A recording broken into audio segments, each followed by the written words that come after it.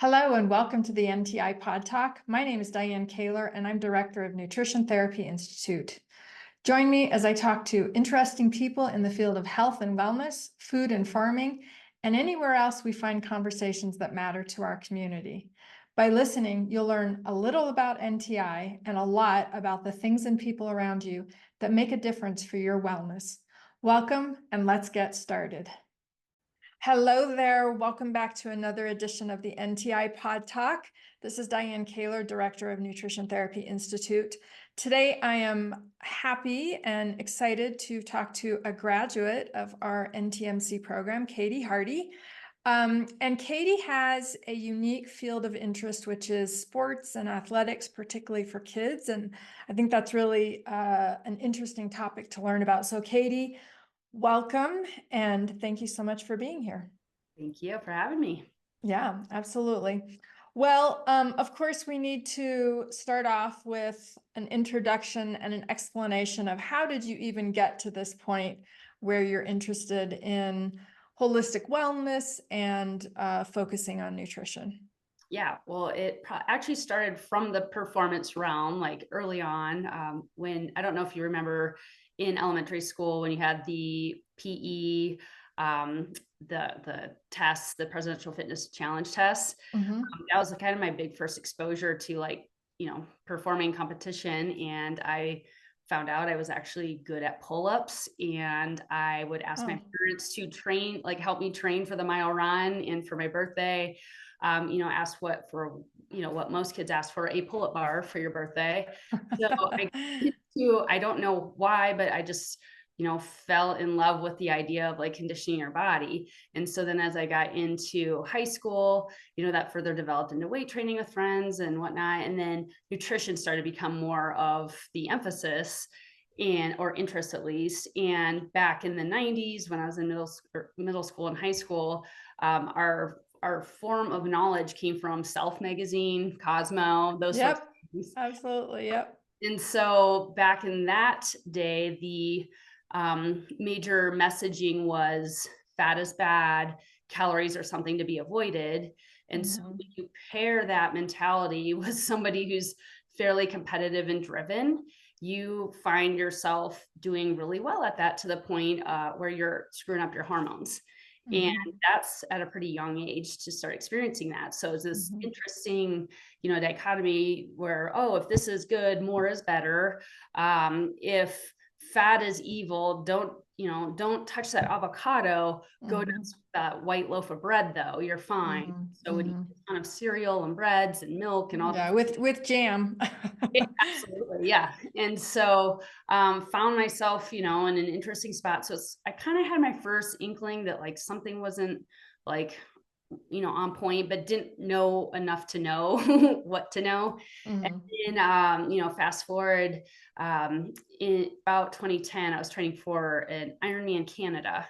And this kind of re-sparked that nutrition interest from, like kind of a survival standpoint. I had a sport and performance psychology background. So I was like, this is a big test to see if that sport and performance psych, master's program is all it was cut out to be. And nutrition was also the other piece that people were like, you gotta have the head game right. You gotta have your nutrition right. And I Mm-hmm. remember, like reading about everything and just kind of being like, this seems kind of bizarre that all the foods we talk about not being great for you are the ones that you're now supposed to eat the week before the race. And when you're training, it's all this really high sugar, like goos and gels and like chews. And Mm-hmm. I am so tired of sweet stuff. I just want something salty. Like this just doesn't sound good. And it just Mm-hmm. seemed weird to me. But again, you're questioning the conventional narrative, and that's just the way it's been done. That's the way everybody else in the sport does it. It's just kind of, it didn't really go anywhere. And then, with some more life experiences, I kind of found NTI and just loved the idea of the applied aspect of the holistic nutrition. I grew up very Western, very USDA food pyramid based, and it didn't necessarily support what I needed. And, it actually took an event. I was pregnant, 8 months pregnant, and long story short, uterus ruptured, had a stillborn, couldn't exercise. It was always an outlet. And Mm-hmm. so that was like my mental outlet or it was a physical outlet for like mental stress. And I didn't have that anymore. And so, and there were 6 weeks of not having that. So I had a lot of time to like find a different avenue. And that's when I really was like, you know what? I followed all the conventional Western rules and it didn't necessarily cause it, but it didn't necessarily work either. Mm-hmm. Mm-hmm. And I'm open. Like when you're in a very vulnerable spot and you're kind of at the bottom, you're like, Yep. try whatever. And Mm-hmm. there's something that just kind of called me that like, hey, if beets are what I need to heal, I don't like them, but I will figure out a way to eat them if that's what my body needs. So it was kind of the first point in my life where I really had that transition from avoiding food or, like the standpoint of, something to be avoided to this is something that can nourish me and heal me. And so that was kind of the transition from Mm-hmm. performance to, hey, this is, like something we need and our cells are asking for and can actually, allow our bodies to do what it's designed to do. Right.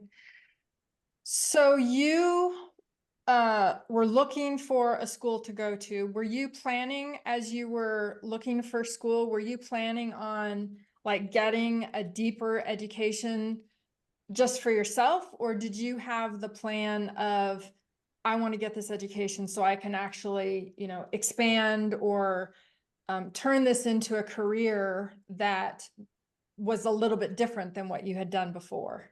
Well, it's funny you asked because I was all teed up, redoing all the prereqs to do a PhD in nutrition before all that happened. And, when you have something like that kind of, throw off your plan, you Mm-hmm. really reevaluate. I was like, I have so many like, master's degrees, certifications, whatnot. Why do I need one more just to have letters? Like, I want something that's functional and applied. Mm-hmm. So I completely switched gears and it was the best choice I made. Yeah. Wow. That's really interesting. Okay. So you graduated from NTI in 2020. An auspicious time due to what was happening in the world at the time.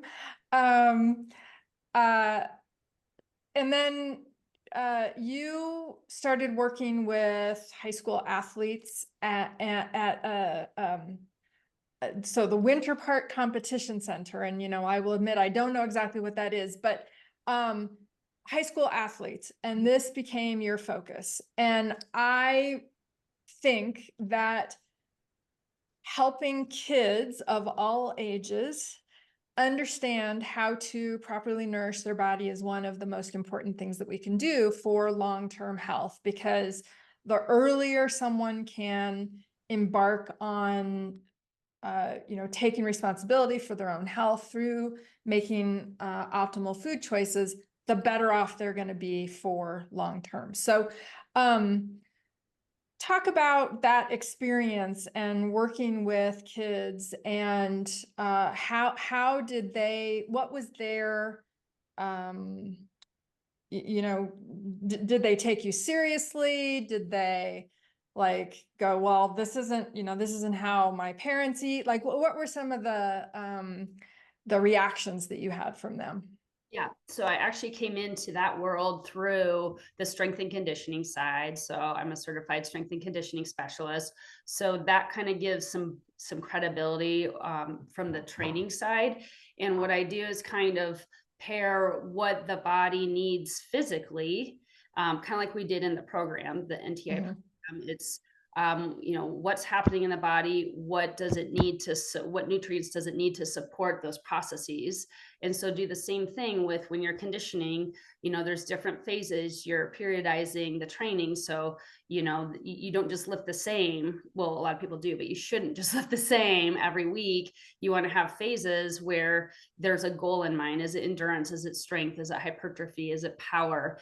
And kind of base that throughout the season. And then given those demands on the body, what nutrients are needed to support not just performance, but recovery. Because for an athlete, you want to minimize that recovery time because you want to be getting your gains and getting stronger, getting faster, putting it all together so you can be out there on the slopes or the field, whatever your sport is. And so, really helping them understand why behind it, not just what. Mm-hmm. Because, I think most people do better when they understand the purpose of it versus just being told, here, do this, do that. Well, why do I need these omega-3s? Why do I need some red meat when I've heard that that isn't what we're supposed to eat? What is this doing for me? I don't like vegetables. Well, I don't really care if you do, but your body needs them, Mm-hmm. Mm-hmm. and this is how you make them taste great too, because that's the other problem is most people haven't had them taste good, so they think they don't like it, or they've just never had it, period. And so, when you can kind of blend the why with their goals, and then you can do the how to do it. Mm-hmm. Yeah. And that is one of our, outcomes from our core values, which is that we like to say that we teach we teach the why behind the what to do. Because when you understand the mechanism of how nutrients work, the roles that nutrients play in human biochemistry, it makes it much easier to get buy-in for why you need to have those nutrients. And then when you understand what are the most reliable sources of those nutrients, that's where the foods come in. So, I think, it's really interesting that you came from this sort of traditional understanding of, or I should say mainstream, conventional understanding of health, wellness, nutrition, USDA, food pyramid type training, and then you come into this holistic approach. So what were some of the, you've already sort of mentioned a few things, but some common misconceptions about nutrition that that you encounter specifically in the field of athleticism and performance? Because I think, just as you sort of alluded to, it can be very confusing for athletes, like, who don't have professional trainers and professional nutrition experts on their training team, to really understand the almost contradictory information that they're getting. Yeah, I think one of the biggest things is kind of the whole paradigm that we're kind of trying to look at differently in the functional or holistic space. Is it's not just a simple calories in versus calories out equation. There's the quality of all that that's really important. And so many people have been taught, including their coaches, that just get food into them. It doesn't matter what kind, and it matters even more with an athlete because, when we're talking about adolescents, they already have an increased demand on their bodies for growth, maturation, and brain development, and all the things that are going on that are critical during that time of life. And then you add on the demands of the physical exertion, busier schedules, recovery gets completely overlooked by a lot of people, and nutrition kind of falls in that recovery category. And so it isn't just about just GM some sandwiches and pasta back, because when you're training hard, you're creating inflammation, and part of recovery is getting your body to, you want to have that response, but then have it calm down and not be chronically inflamed. That's part of the adaptation to get bigger, stronger, grow more muscle protein synthesis. And you can't be like marinating in this constant pool of inflammation to have the best physical gains. So trying to get across the importance of the quality of the food and how much that matters, particularly for athletes, not to a lesser degree, but the opposite direction that they're taking it. And so, these athletes, especially up here at the academy, they're training 6 days a week. A lot of them are trying to get on the, US ski team, and they're competing internationally. So they have high demands in their schedules, on their bodies, mental and physical stressors. And they're spending a lot of time and money on travel and equipment and gear and all the things. And for some reason, the nutrition piece often gets kind of skipped over because, when you're younger, you do have a little bit more resiliency. Mhm.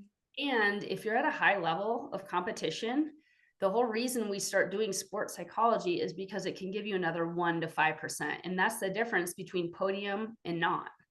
And so why would you not do the same with nutrition? If you can get another 5-10% edge, that's the difference between either being out there and competing or being on the sidelines with an injury or sick or just like getting 10th place. You aren't investing all this time and money to just compete. Like they're wanting to compete and place. So it's a competitive, advantage to look into that. It's kind of like sleep is a very underutilized, ergogenic aid, and it's free. Mhm. Yeah, yeah, absolutely. Yeah, it's a great one, not only for athletes, but for all of us. Yeah. All right. So you mentioned earlier that cooking tends to be an obstacle for people because either they don't think they need to cook. Why do I need to cook? There's a, fast food restaurant on every corner or whatever convenience store where I can just grab a, I don't know what they get at convenience stores, but burrito, candy, whatever. So they don't think they need to cook, or people are afraid of cooking, or for whatever reason, cooking has fallen by the wayside for many people. So you incorporate cooking into your program, your educational programs that you offer people. Talk about that and how that sort of came about, and what the responses are to your cooking teaching. I grew up in a very similar way that they did, and like most kids, I think, do, where you don't really learn that skill in school. Most people Mhm. don't learn it at home. So where do you learn it? And then when Mhm. you're an athlete, your schedule is fairly dictated for you. So you don't have a lot of freedom in like, oh, what should I do with, this hour of my day? It's pretty much pre-planned for you. So the nature of the schedules and combined with just the lack of exposure to it, it's a fairly foreign concept to most people. And I actually, before I knew about your cooking program, did culinary school.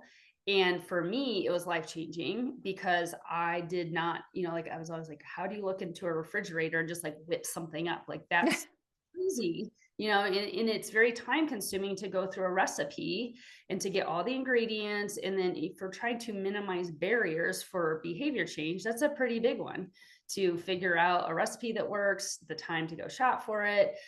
If you've never learned knife skills, it's not very time efficient, it's clunky. And then if you've never been taught how to season things, it might look pretty like in the picture, but it doesn't taste very good. And so there Mhm. are many steps where there are barriers to the whole thing. So at the end of the day, most people are like, yeah, let's get the pre-made thing, or something from the convenience store or whatever's already taken care of.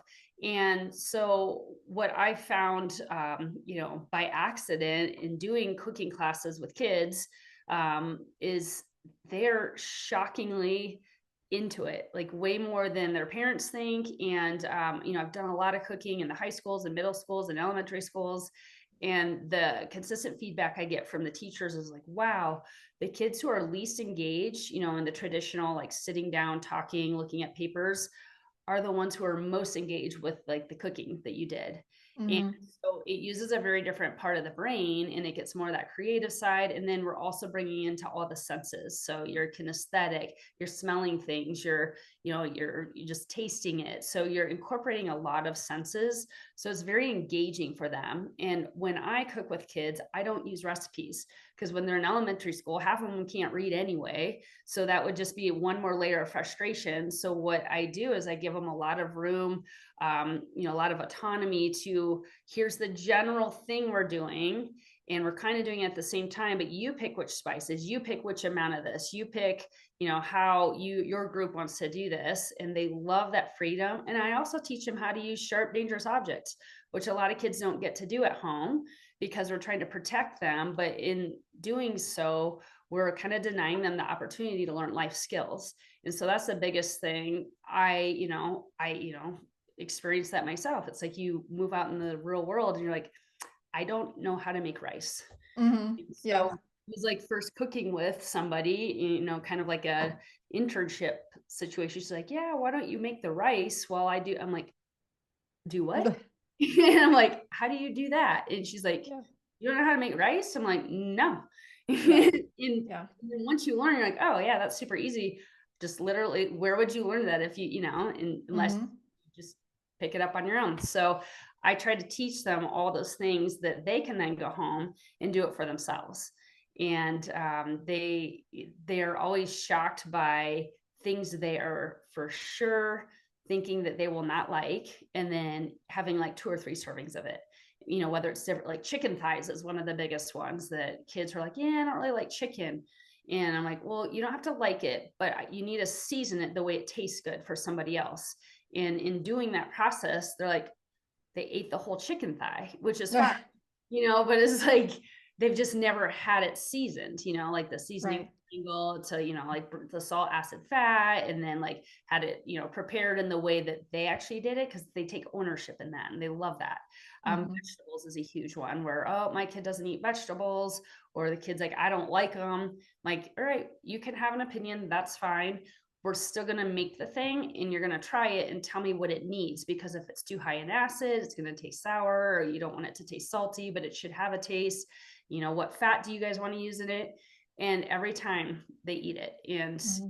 so many parents are like, oh, my kid doesn't like avocado. And then when we're making guacamole and we use the salt and the lime and let them pick, if they want tomatoes or onions or cilantro, once they make it their own mix, they eat the whole bowl. So a lot of it is just a lack of exposure, and then never really getting any say in how it's put together.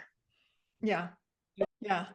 That experience, they're like, oh, A, it's not that hard. B, this was actually really fun. C, I like this thing that's also nourishing my body. And from a parent or teacher's perspective, when you're making stuff, unless you're baking, it's going to probably have some sort of protein or nutrients in it that kind of like moderate, those blood sugar levels. So they're not going all Yes. crazy and dropping and having hangry tantrums and all those Mm-hmm. fun things. Mm-hmm. Yeah. Yeah.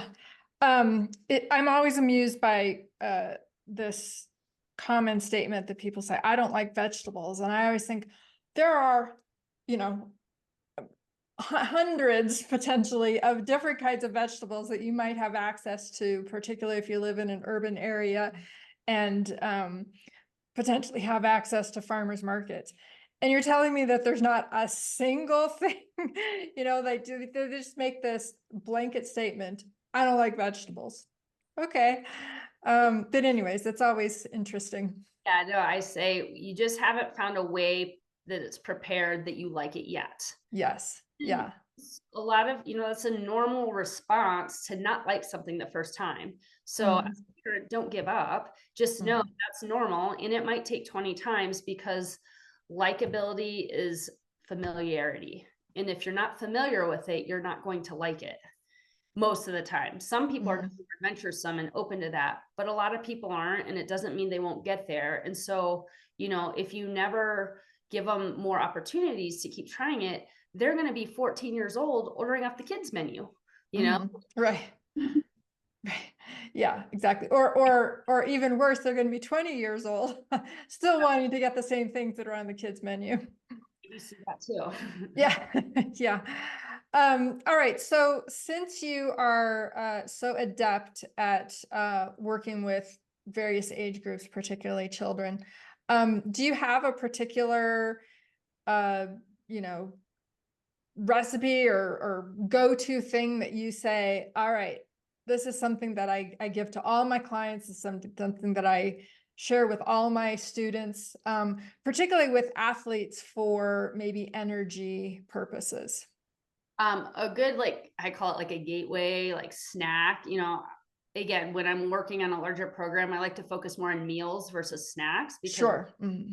part of the issue is we're constantly grazing instead of getting wholesome meals that provide the protein our bodies need. Mm-hmm. And sometimes to get buy-in with people who don't know you, you need to give them something close enough to what they're used to. So a lot Mm-hmm. of times, if I don't know the kids, I'll start with energy bites or energy balls.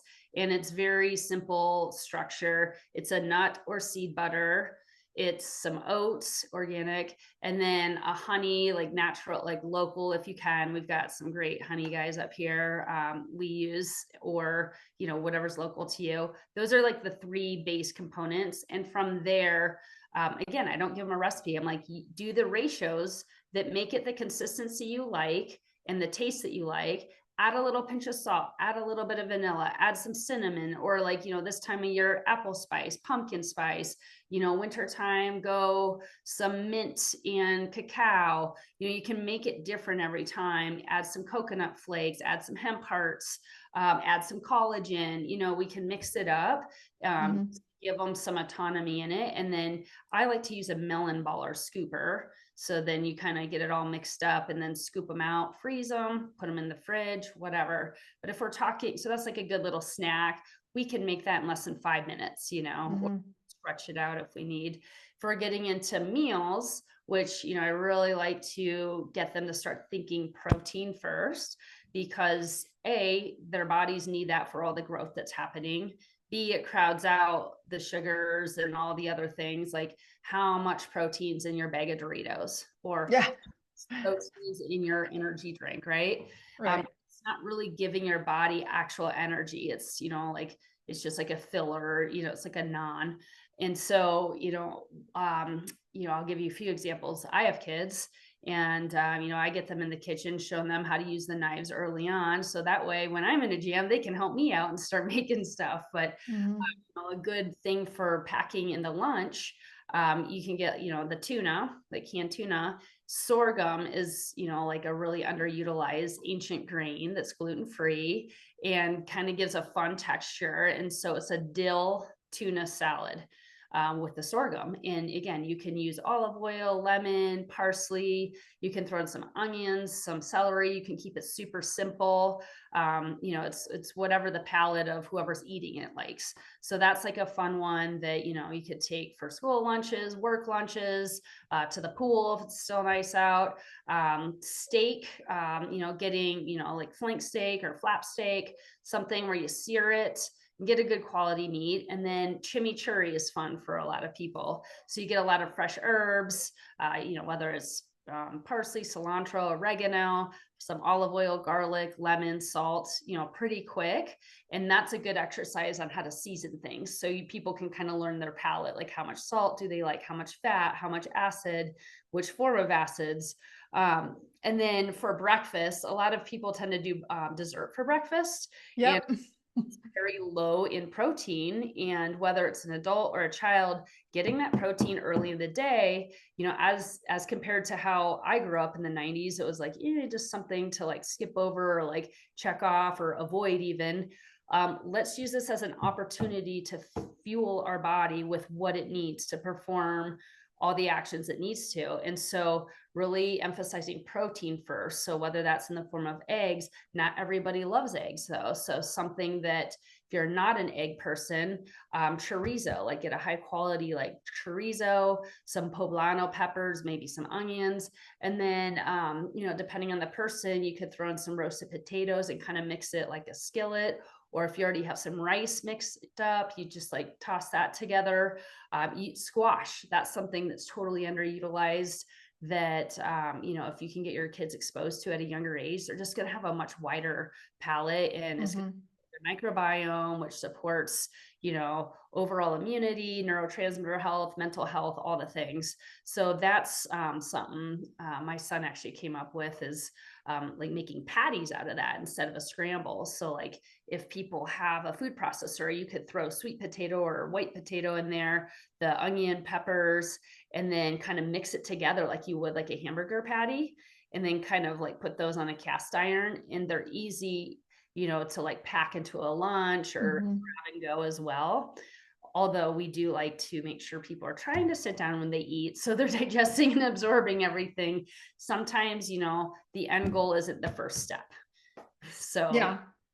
Start with, all right, let's just start getting something savory in for breakfast. Let's start getting a little more protein, and like move away from the pancakes and the breads and the cereals and the things like that, because usually people are hungry another hour or so later. So especially for athletes, you want to really manage those energy levels so they're not dipping during their race or when they're out in the mountain and it's cold. And so things that have more protein and fat are going to help sustain that. Yeah, that's awesome. So awesome that I'm getting hungry just listening to you. All right, so you've mentioned a couple times about sort of the stress level that these athletes have, particularly when they are in competition. Can you talk about how you incorporate stress management techniques into, you know, a full lifestyle plan, but really focused on nutrition? Well, you know that we're either in fight or flight or rest and digest, and you can't be in both at the same time. And so a lot of times what happens when people are eating, they might even have their eating program dialed in. So it's the quote unquote perfect diet for them. And as we've talked about at NTI, nutrition isn't just about what you put into your body, it's what you put into your body and actually digest and absorb in a Yeah, similar. exactly. That's the part that gets skipped over. And when we're living in these worlds where it's kind of chronic stress, kind of, we're bouncing from place to place to place, even though you might love all the places you're bouncing to and from, your body's in this like, go, go, go, which isn't allowing your body to calm down and start secreting digestive enzymes and hydrochloric acid that's going to break down your food. So something simple like just sitting down when you eat, which is actually it sounds simple in concept, but in practice, it's much harder than people realize until, I was like, let's not be wandering around your island, picking at a bite here and there while you're, taking care of other stuff. Yeah. Down. Let's start with 2 minutes of sitting down, just get off, from a Chinese medicine perspective, they say when you're standing on your feet, your energy is going down there versus to your stomach. And I mean, it makes like just sitting down, and then you're, also not having the TV on or work in front of you, homework, whatever, or stressful conversations, because your energy is also going, anywhere but your stomach. And so we really want to be aware and present of what we're about to put into our bodies. So a simple practice of just sitting down and then looking at your food and just kind of being appreciative of where it came from, who made it, who, did an animal sacrifice itself for, did, a farmer grow this? Did your parents make this? Maybe you made it. Be appreciative of yourself and just like into that. Or for like, prioritizing you and blocking out time to make a nourishing meal to help support your, athletic goals, your performance goals, your recovery goals. And, chew your food. I can't tell you how many people, I'm guilty too, but you're like, chomp, chomp, all right, moving on. And your body is not getting the food to the smallest particles, which we need it to be small to go through our cells versus sit there putrefying, creating like breeding ground for opportunistic bacteria, which creates gas and bloat and all the things, as well as we're not even getting those amino acids into our body because they're passing straight through. And so just, it's kind of like we talk about sleep hygiene, before bed, there's eating hygiene, and that really has to, do with what, what your nervous system's doing. And so that stress management piece is really important for being able to actually digest and absorb the nutrients you're trying to put into your body. And so allowing and training your body to come into parasympathetic nervous system more frequently throughout the day. And you can do that through like box breathing or other breathing exercises or meditation or deep breathing, or just really practicing, being present. And so it doesn't have to be like this huge, big stress management program, but it's those little mini breaks throughout the day, particularly around meals. Just chewing goes a long way. Yeah, I love that. That constant reminder to be present, is something that I try to do for myself. And I think it's really important that we talk to our clients about that, because it does definitely help a great deal with stress management. So yeah. So I understand that you are going to be hosting some destination retreats. Can you talk about how that came about? What the focus of those is? Tell us a little bit about that. Yeah, so I work virtually with people. That way I can work with them all over the country. And that's something that kind of happened with COVID. Mm-hmm. And it's awesome being able to do that. And the part I miss or that people have the most questions with is this food preparation piece. And again, like I said, you don't need to go to culinary school. You just need to get the cliff notes from somebody who did. And so that's what I'm offering at these, where it's kind of, a bonding, experience with people going through like, other health journeys and have similar goals and mindsets. But like really getting to learn how to practice these skills in a non-stressful environment. Cause it's kind of like, if you're trying to make your, nervous system more effective or efficient at getting into parasympathetic mode, you can't learn it in the midst of a crisis, right? You all the prep work that happened before it, that then you're able to manage or go through that with a little more ease. And that's something where if we can kind of kick off our programs when I work with people with a retreat where you're learning the skill sets, then you're taking that home. And then as we work through the next few months virtually, we can reference what we did in person, like, when the knife skills, when you're chopping this, or here's how to efficiently go through the store, or how to like make a grocery list. And then here's how you can prep for a couple meals. So when you come home and you're really hungry, you don't have to go for the bars or anything in the pantry. You have enough prepped where you give it 5 minutes, it'll all be ready to go. And it's going to be a wholesome, warm meal, like with protein as the primary focal point, with lots of fresh, like produce, veggies, ancient greens, whatever works for that person. Everybody's different. And so that's kind of the concept where you get that hands-on in-person piece, as well as like experiencing the whole stress management balance. We want that nice balance between pushing our bodies to, like you need to push and stress it enough for growth.